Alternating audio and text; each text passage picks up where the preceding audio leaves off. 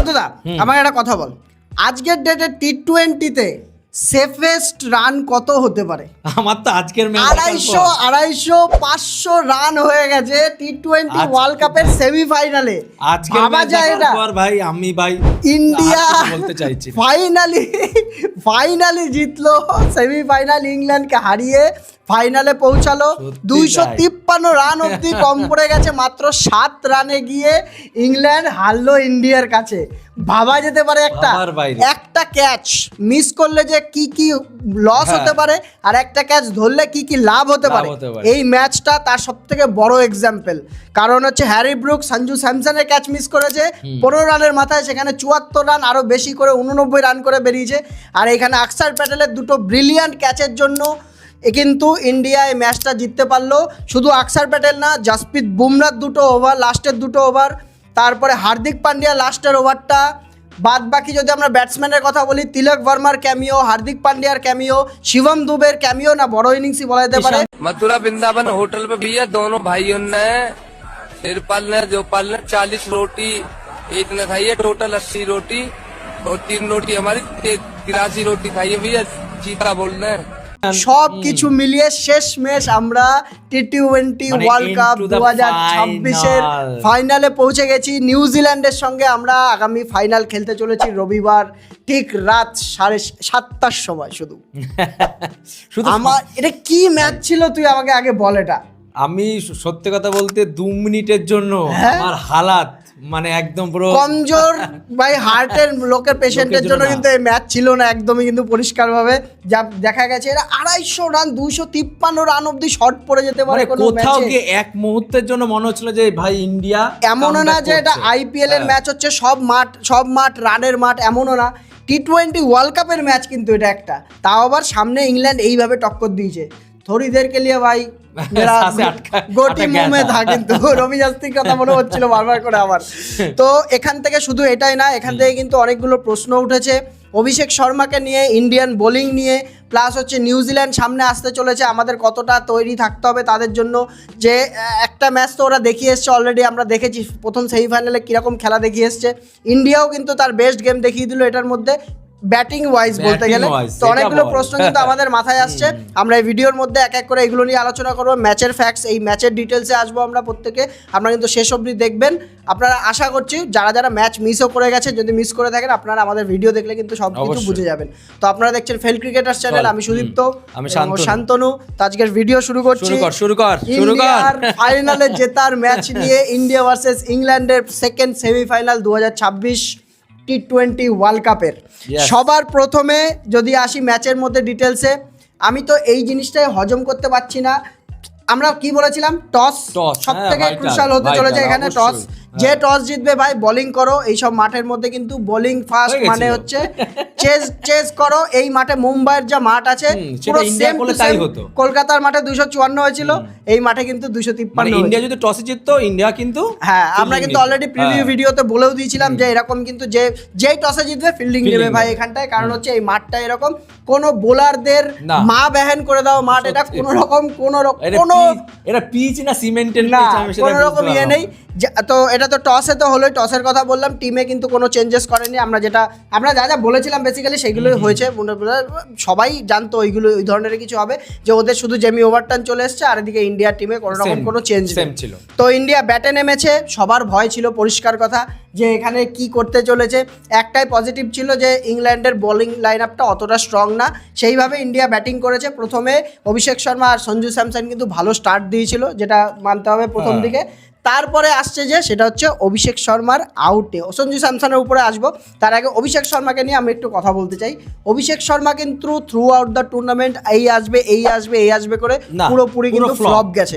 এখানে অভিষেক শর্মা কিন্তু এই ওয়ার্ল্ড কাপে এক ফোটাও ওর যে পোটেনশিয়াল সেই হিসাবে খেলতে পারেনি। একটা ম্যাচ খেলেছে, তাও আবার জিম্বাবুয়ের এগেইনস্টে। मिस आरती शुक्ला, यही नाम है आपका? सत्तू सर, एक सीनियर आईएएस ऑफिसर को नाम लेके बुलाती हैं। যারা যারা অভিষেক শর্মার হ্যাঁ। ফ্যান ওদের উদ্দেশ্যে বলবো, দেখ একটা মানুষের থেকে এক্সপেকটেশন মানুষ অবশ্যই করবে, হ্যাঁ। কিন্তু সেটা সেমিফাইনাল অবধি মোটেও না। এতগুলো ঠিক যে আছে, সুযোগ হ্যাঁ, পাচ্ছে, এটা একমাত্র মোটেও না। গৌতম গম্ভীর আছে বলে একমাত্র এতগুলো সুযোগ পাচ্ছে। যেখানে সঞ্জু স্যামসং কিন্তু এসে বলছে ভাই হ্যাঁ। রুককে খেল তোরা, ওর জন্য কিন্তু খেল, তিলক হ্যাঁ, বর্মাকে 6 খেল নম্বরে যা। 7 নম্বরে নামতে হচ্ছে, অবশ্যই। অভিষেক শর্মাকে নিচে সেখানে বলে কি করলো, একমাত্র। 6 মারলো প্রথম, তার বলে কি করলো, একটা জাস্ট ফ্লিক করলো, হ্যাঁ।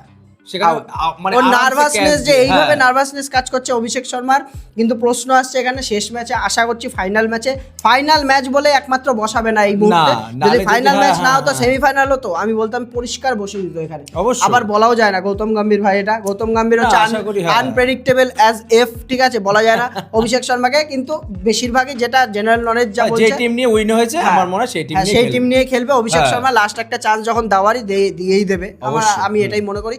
কিন্তু সঞ্জু স্যামসন এটা কি কামব্যাক ছিল। अरे कब्जा देखने नहीं है जीजा जी। कब्जा क्या मुजरा है जो देखने आऊं? ये तमाचा है उन लोगों पे जो मुझे आलसी समझते हैं। 2 ম্যাচে 2টো ম্যান অফ দ্য ম্যাচ, 2টো হাফ সেঞ্চুরি, 97 89 দুখানা ম্যাচ, মানে আমরা এইভাবে comeback তাই বলে? কামব্যাক করে মানুষ সিরিজের ওপর সিরিজ, হ্যাঁ। কিন্তু ভাই বিশ্বকাপে খেলে আবার বিশ্বকাপে একটা হচ্ছে comeback, সুপার 8-এর ডিসাইডার কোয়ার্টার ফাইনাল ম্যাচ, একটা হচ্ছে তোর সেমিফাইনাল ম্যাচ, না রাউন্ড, সত্যি মানে তাই। সত্যি কথা হাততালি দিতে হবে সঞ্জু স্যামসন, যে ও কোন পেডিগ্রি প্লেয়ার সেটা কিন্তু দেখিয়েছে এসে আমাদের সেমিফাইনাল হোক বা সুপার 8-এ ওয়েস্ট ইন্ডিজের বিরুদ্ধে ম্যাচে হোক। 26 বলে 50, বিরাট কোহলি রেকর্ড অব্দি ভেঙে দিয়েছে ইন্ডিয়ার হ্যাঁ, হয়ে, হ্যাঁ। ইন্ডিয়ার হয়ে সব থেকে বেশি নকআউট স্টেজে সব থেকে বেশি রানের বেশি রান, রেকর্ড হ্যাঁ। 87 ছিল, 89 রান করে ফেলেছে সঞ্জু স্যামসন।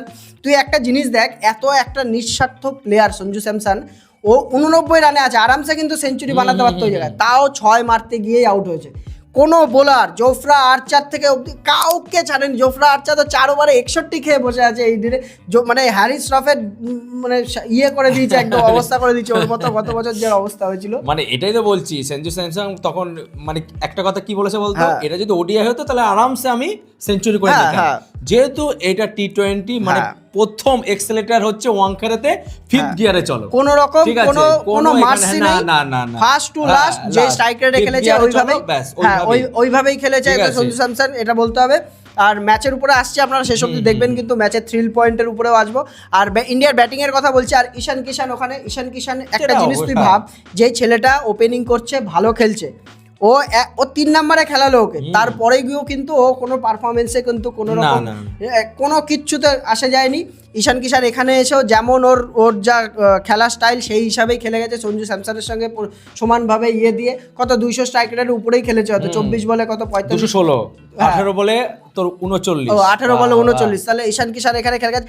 আসলে প্রত্যেকটা ব্যাটসম্যানই এখানে যা মানে প্রত্যেকটা ব্যাটসম্যানই সমানভাবে কন্ট্রিবিউশন, 250 রান দরকার বলে ছিল। কথা। না 250 রান হওয়ার আগে আরেকটা কথা বলে, আমরা যখন প্রেডিকশন করছিলাম হ্যাঁ। তখন কিন্তু ভাই আমরা কি করেছিলাম, 220-25 এনাফ, হ্যাঁ হ্যাঁ হ্যাঁ, সেখানে ভাই 250 রান হওয়ার হ্যাঁ। পরেও যে এই অবস্থা, সেটা তার আগে যেটা বলছি সেটা হচ্ছে ব্যাটসম্যানের ক্রেডিট অবশ্যই। পাওয়ার প্লেতে 6 ওভারে হ্যাঁ। 67 রান হয়েছে পাওয়ার প্লেতে, যেটা 67 হয়েছে, কিন্তু আরো বেশিও হতে বেশি পারত। হতে পারত। 250 রান যদি দেখে সেই হিসাবে, কিন্তু পাওয়ার প্লেতে 67 রান কিন্তু কমই কম, বলতে গেলে। এখানে 10 ওভারে তো 130-32 ছিল, হুম, হুম। 10 ওভারে মানে কত দাঁড়া বলছি আমি, 9 ওভারে 112 ছিল।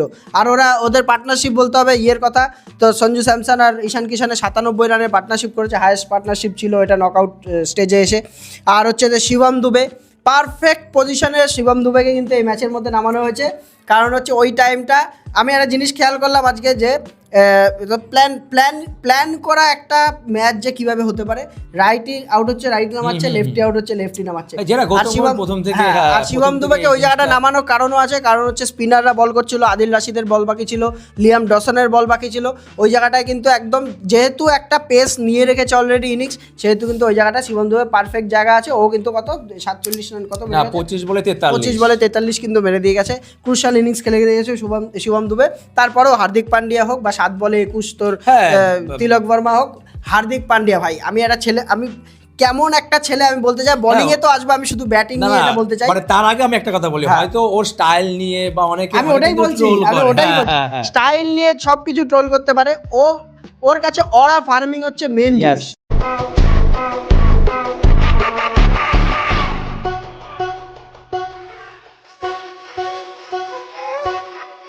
গার্লফ্রেন্ডকে দেখবে, দেখে কিস করবে, মারবে, সোজা কথা।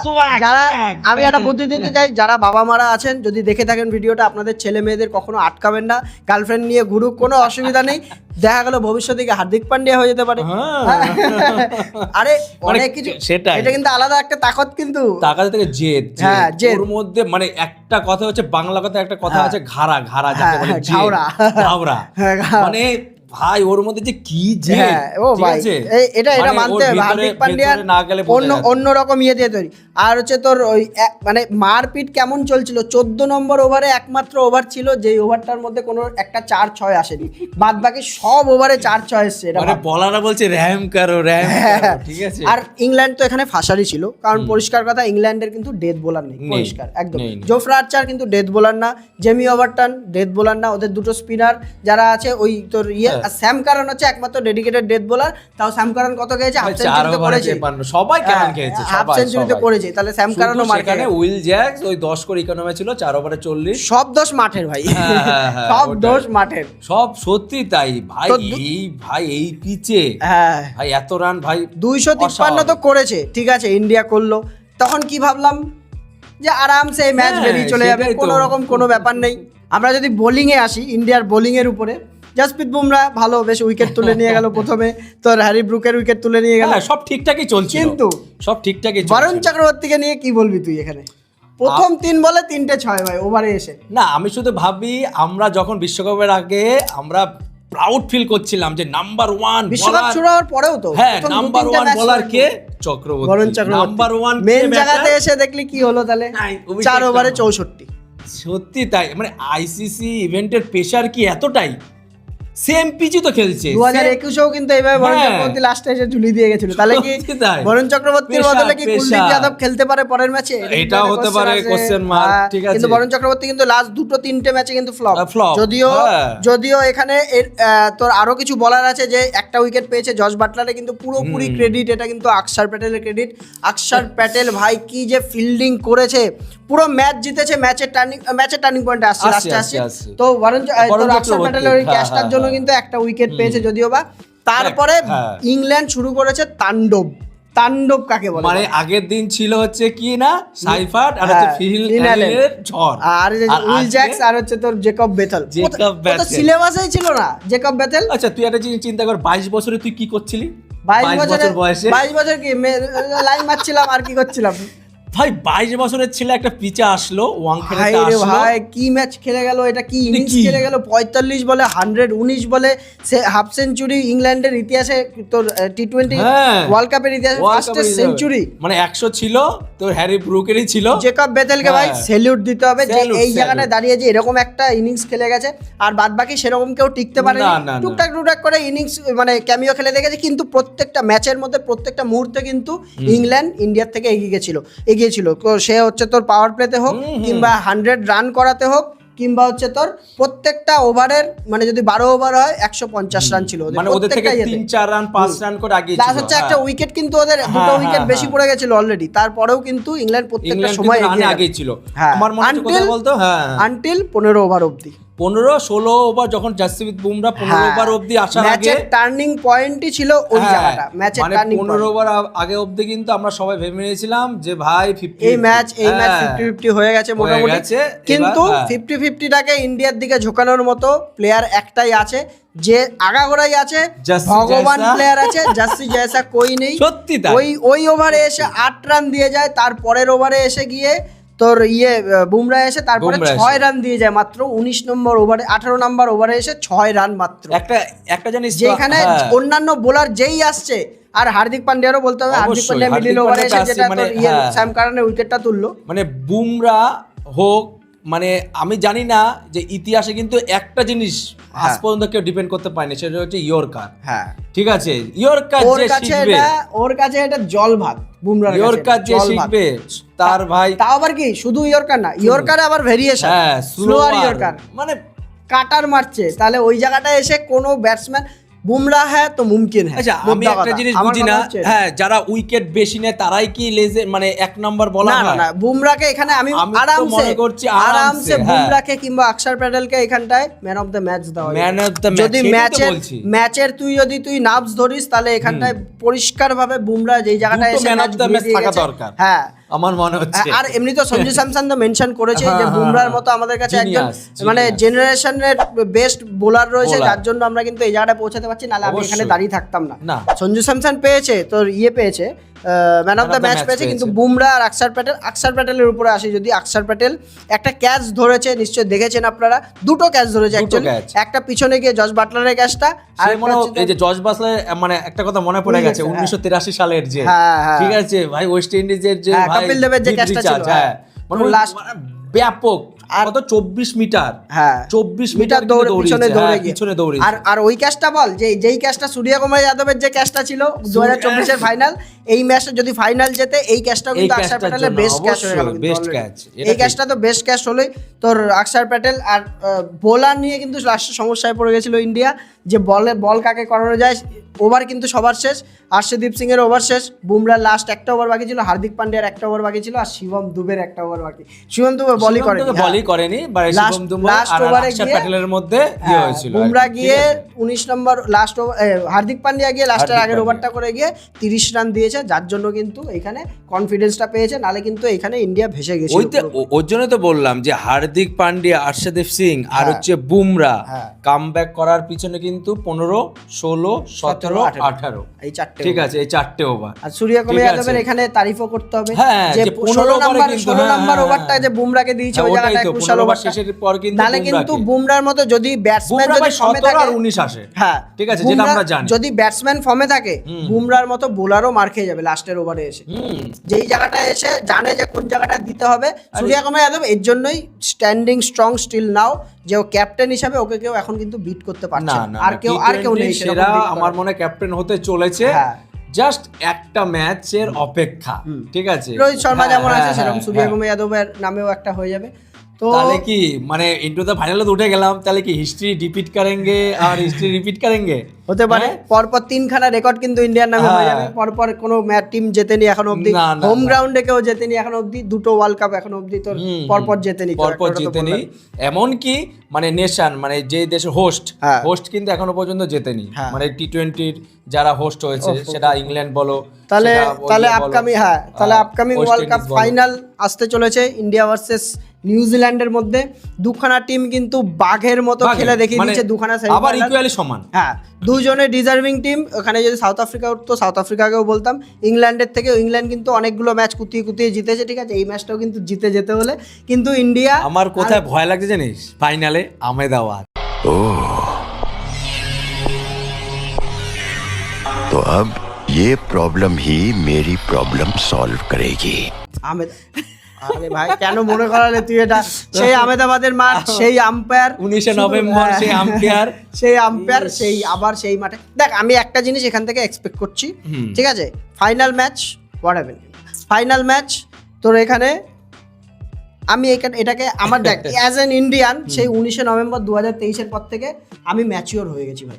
হ্যাঁ, আমি এটা ফাইনাল ঠিক। ম্যাচ না জিতলেও আমার কোনো ব্যাপার না, একটা ম্যাচের ব্যাপার, যে এই অবধি পৌঁছালো যে একটা ম্যাচ ইন্ডিয়া। জিতলেই কি সে ওয়ার্ল্ড কাপ উইনার, আমরা হ্যাঁ, সেটা ভাববো না, না। আমরা এটাতেই খুশি যে এই অবধি পৌঁছেছে, মানে ডিজার্ভিং টিম, অবশ্যই। ঠিক আছে, এ জিতবে নাহলে ও জিতবে, পরিষ্কার কথা।